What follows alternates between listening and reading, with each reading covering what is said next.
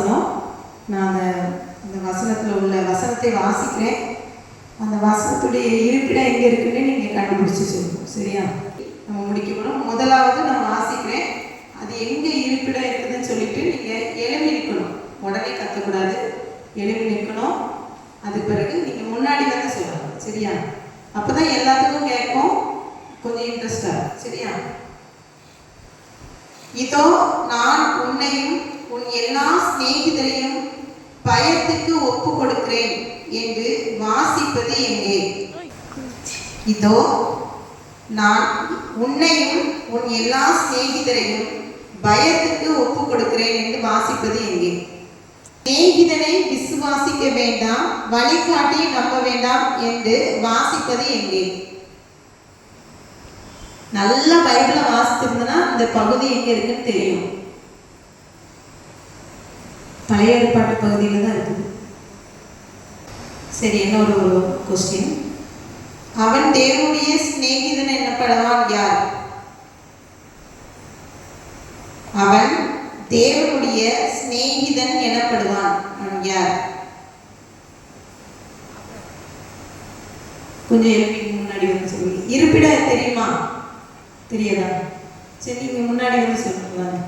கண்டுபிடி, ஜஸ்ட் நீங்கள் சொல்லலாம், இந்த இடத்துல இருக்குது அப்படின்னு கெஸ் பண்ணி சொல்லலாம். அவங்க ஆன்சர் சொன்னது ரைட் தான். ஆபிரகாம். இருப்பிடம் தெரியுமா? நீங்க வாங்க, முன்னாடி வந்து பிளேஸ் பண்ணிக்கோங்க. அக்கா வாங்க.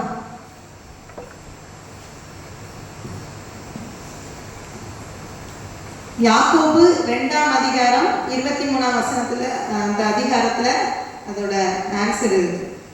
அவன் தேவனுடைய சிநேகிதன் எனப்படுவான். கைகளை தட்டலாமா? சிநேகிதனையும் தோழனையும் எனக்கு தூரமாக விலக்கினீர் என்றது யார்?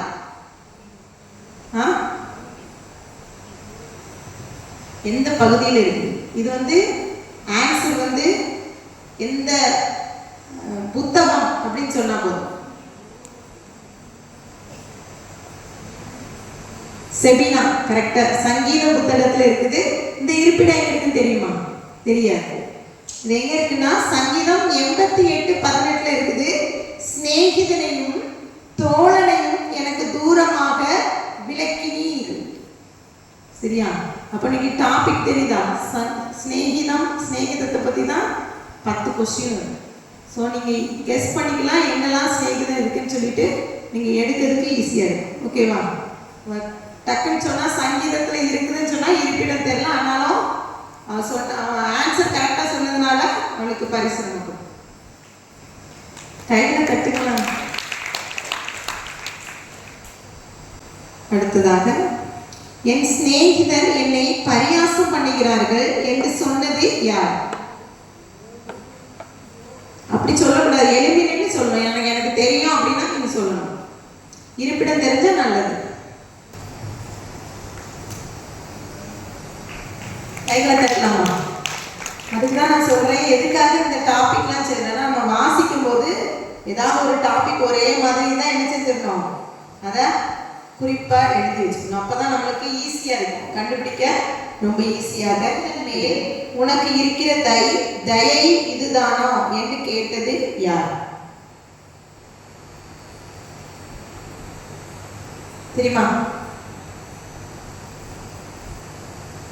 நல்லா டீப்பா படிச்சதான் தெரியும். யாரு? தாவீது இல்லை.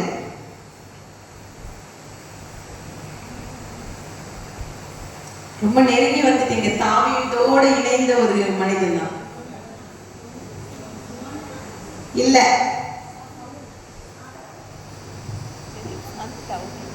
அப்பொழுது அப்சலோம் ஊசாயை பார்த்து, உன் சிநேகிதன் மேல் உனக்கு இருக்கிற தயை இதுதானா? உன் சிநேகிதனுடைய போகாதே போனது என்ன என்று கேட்டான். புரியுதா? யாரு? அப்சலோம். சரியா? 2 சாமுவேல் 16